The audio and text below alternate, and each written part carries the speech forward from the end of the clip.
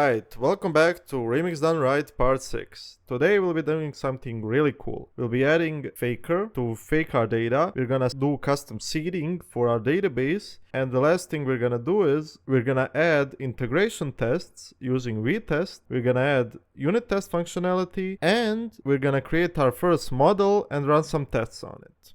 So without further ado, let's just do it. The first thing I'm gonna do is install some dependencies we need. We'll be using faker.js to fake our data. We'll be using Vitest and we're gonna be using Vitest config paths. If we go to the bottom here, you can see that we already have Vit and Vitest config paths. Vit is needed for Vitest, so first let's add that. We're gonna add Vitest. So the reason I'm going to be using Vitest is because it's built on top of Vit and they're a match made in heaven. So if you're not sure what to use, I'd highly recommend Vitest. It's really fast.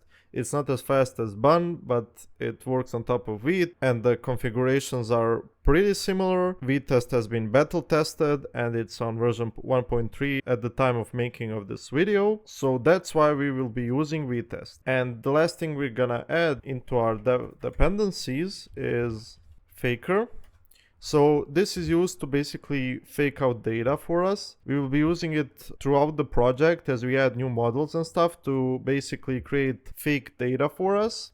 And for example, you can use it to create fake names, fake emails and stuff like that. So it's great for seeding databases with some fake data, so we can do some tests and stuff like that. And we will need Vitest config paths because we will be using imports with an alias, and that helps us, well, that doesn't help us, but helps TypeScript figure out where the import came from. And now that we have all the dependencies we need, the first thing we're gonna do is we're gonna go to our schema. And last time we created this user model, so I'm just gonna change it a little bit. I'm also going to add a username, and that's also going to be a unique string. We'll change name to first name and last name. I'm not gonna make these required. I'll just set the default as empty.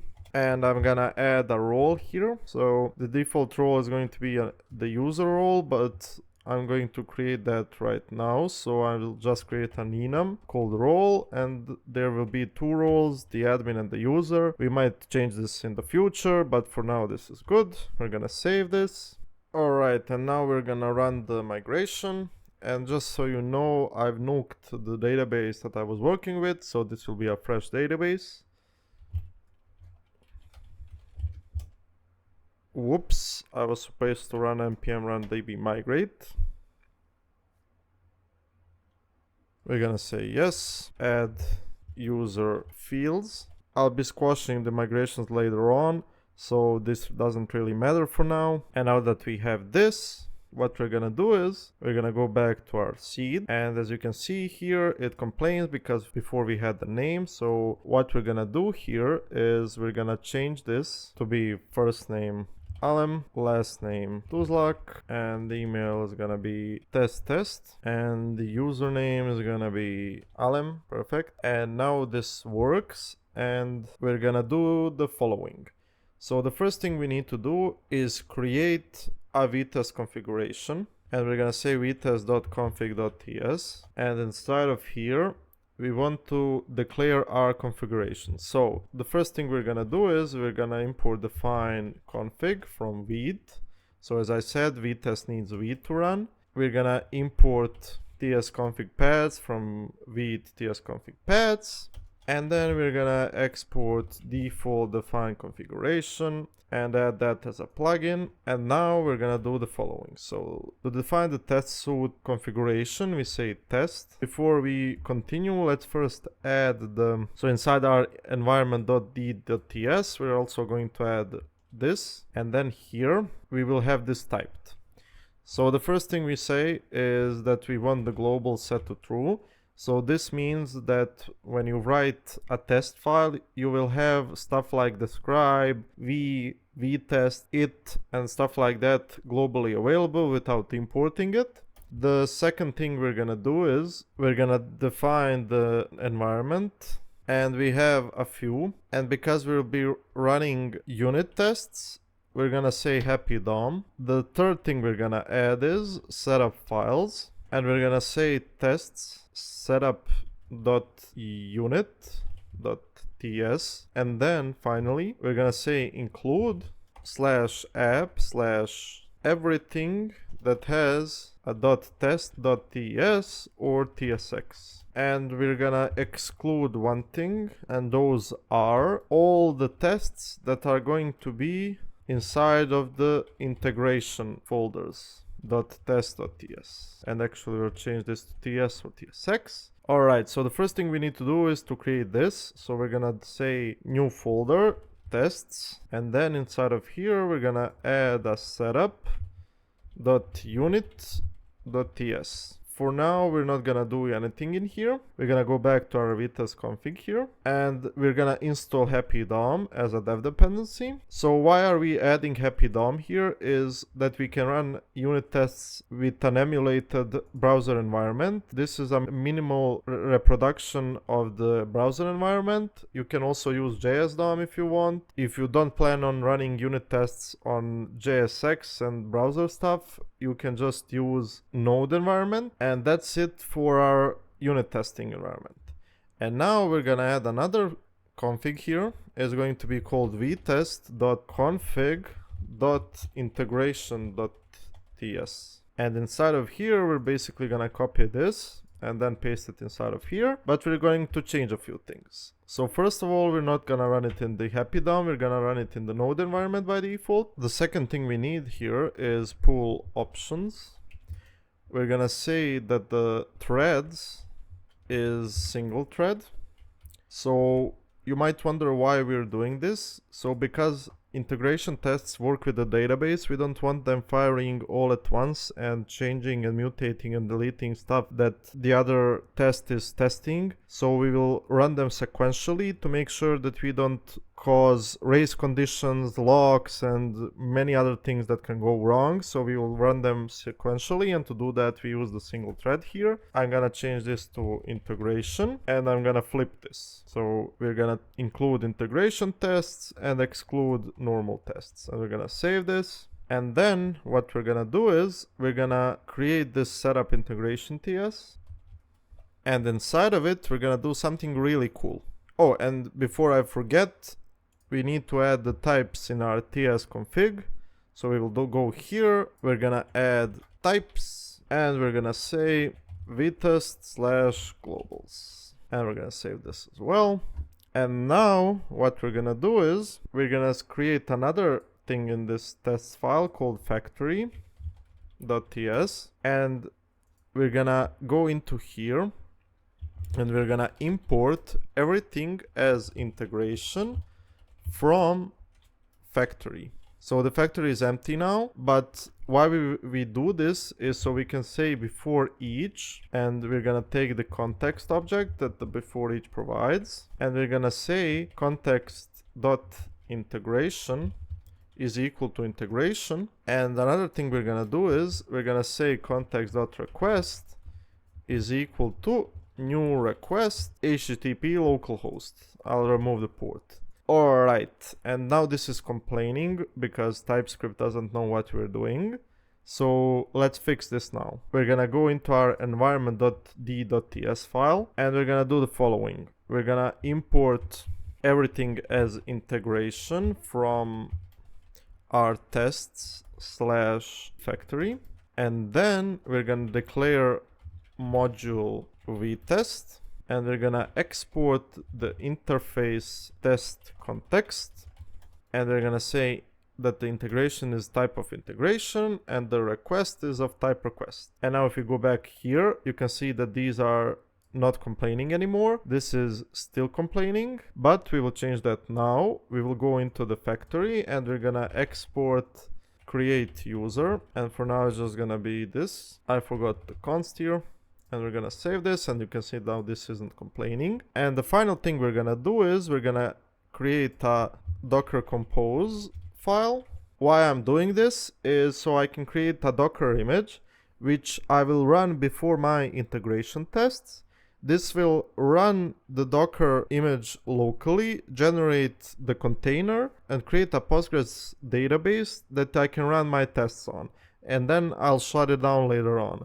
So the first thing we need to do is we're gonna say that the version of Docker is 3.9, and then we're gonna say services. So this tells Docker what services we have here, and we're gonna say that the image is Postgres 13, that the environment file is .environment.test, which we will create soon. We are gonna say that it restarts always. We'll give it the container name of integration test, so we know what the name of the container is, so we can find it in Docker easier. We're gonna set the ports to be 5433 mapped to 5432, and we're gonna set the environment. I will just let Copilot autocomplete, and then here we're gonna say Prisma, here we're gonna say Prisma, and the name of the database is going to be tests, and we'll save this. So now we will create this environment.test file. So this will be pushed to GitHub, so we can use it to actually run our integration tests. And what we're gonna do is, because Prisma is gonna use the database URL to connect to our database, we're going to say that the URL is PostgreSQL Prisma at localhost 5433/tests. So this is the database name, the password, the port, and the name of the database. And if you look at the compose here, we can see that these match. And now the final thing we're gonna do is we're gonna add scripts so we can actually run this. So the first thing we're gonna do is we're gonna add db up. So this will initialize our Docker container to run the tests in the database. So we're gonna run docker compose up d. So this means detached. It's not gonna block our process we run it on. It's just gonna create a detached container that's running. db down. So this will just docker compose down the db service. So this argument here, so db, is going to use this service, and then we're gonna say the following. So pre-test e as integration. You can name it integration if you want. I'm just super lazy. And we're gonna run db up, and then we're gonna run prisma migrate deploy. And this will basically initialize our database with the database that we have locally. We're gonna say test e is vitest run, and the config is going to be vitest.config.integration.ts. And then after the test run, we're gonna say post test e npm run db down. So how does this work? So because pre and post are special package.json script keywords, what they're gonna do is they're gonna run this before you run this command, and they're gonna run this after you run this command. And how it works is when you run this command, it's going to first execute these, then execute this, and then execute this for you. And that's all the setup we need to run our tests. So what we're gonna do now is we're first gonna save all of this, and then in our server we're gonna create a models file, and we are going to add user.ts. Actually, we're gonna call it user.model.ts. And here we're gonna say export const create user. And if you remember from the last video, I said that we can use Prisma types that it generates. So we're gonna say pick user from the database. So we're gonna, alright, so let me first, so because we don't have it offered here, we're gonna generate. So yarn db gen is going to generate our types. And because now I'm using this, I'll be able to import it. So if I do import user from Prisma client, I'm going to be able to pick, and now I get all the fields that are in the database. So because I'm creating a new user, I want the email, the first name, the last name, and the username, and also the role. And obviously I've selected everything, so you can just do omit user ID, and this will be the equivalent of what we just created. So we're gonna do that instead. And we're just gonna return Prisma And we're first gonna move this .server into the app here so we can import it easier, and then we can do import from DB like this. And now we're gonna do the following. So prisma.user.create, and the data is gonna be the user, and we're gonna save this. And now you might be wondering, why the heck did we create the factory? So let's go back here, and instead of this, I'm going to import the create user from .server/model/user/model. I'm going to import the database, and I'm going to do the following thing.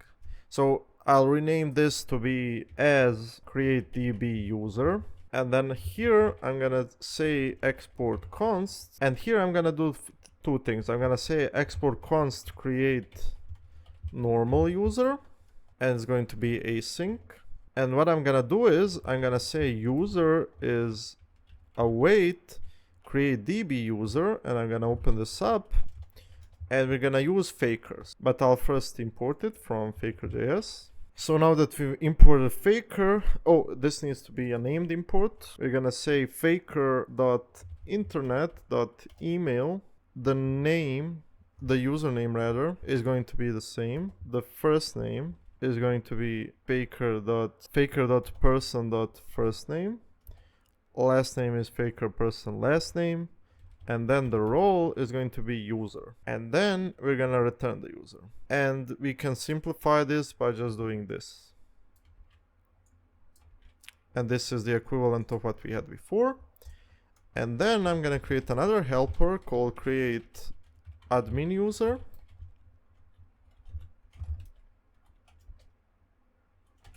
And it's going to be identical, but it's going to create the admin user. And because this is the same, we're gonna say const create user. We're not gonna export this.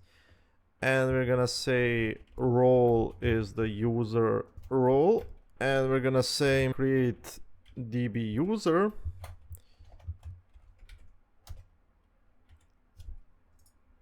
And we're gonna get this. And that's perfect. And now instead of doing this, and I'll actually create it like this. So this is carried.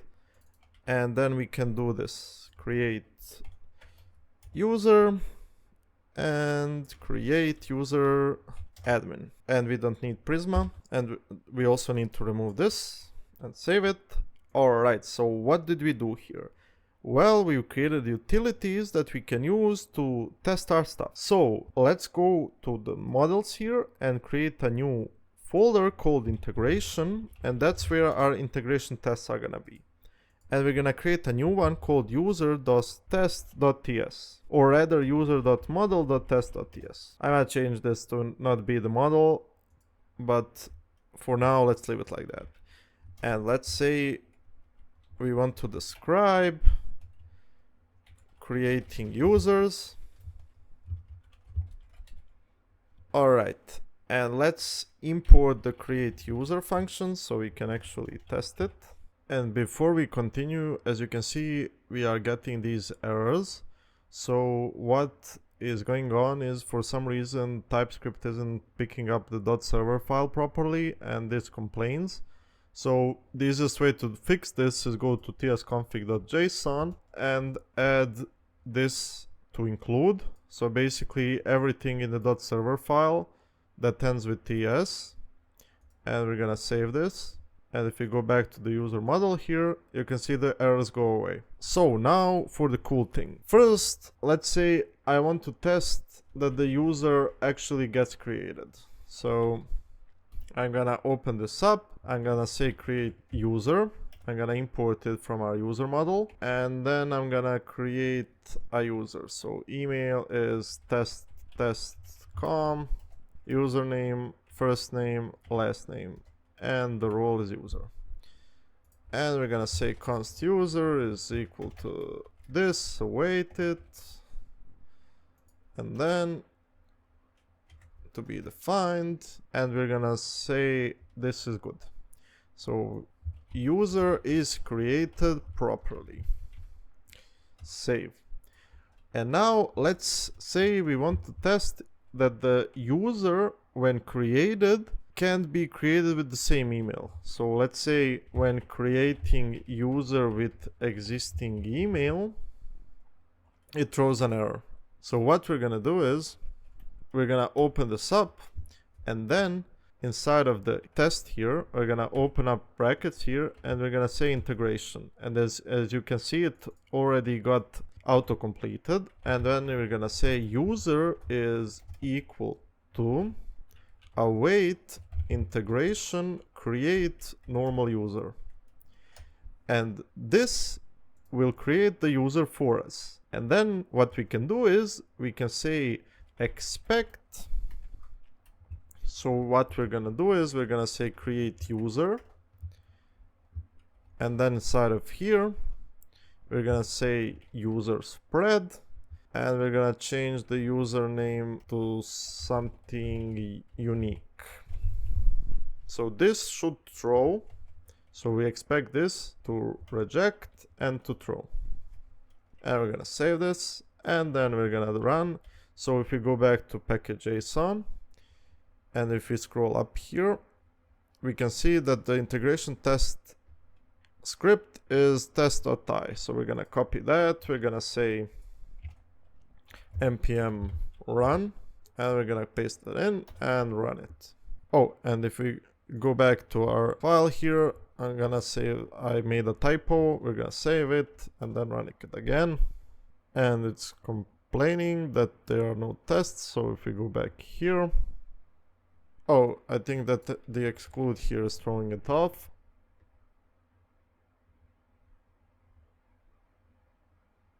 And there we go. We ran our first two tests, and as you can see, they worked as expected. They passed, and let's now figure out what happened. So let's go to the start of this command, and let's look at it step by step. So first it ran the pre-test script. It ran the dbup script and the migrate deploy. So the dbup creates the container, then runs the container and it uses the environment that it should, and then runs the migrations, but they were already applied because it failed the first time. And then it runs the tests, and then it runs the post test script that closes down the database. And this basically creates the Docker container, runs the tests. If they are successful, stops them, and that's pretty much it. And one final bonus note I want to add to the project is integration testing with a UI. So here we're gonna do the exact same thing, but we're gonna add UI here, and the script is gonna be the same, but this script is not gonna be the same. So as you can see, this mimics the one from the top, but we're gonna add the following here. We're gonna say that we want the UI, and the API is gonna be, so this tells it what port to run it on, which is just gonna be a random port. And then after the tests are run, we're gonna close the database again. And now if I run yarn test EUI, oops, I didn't save it. If I run it again,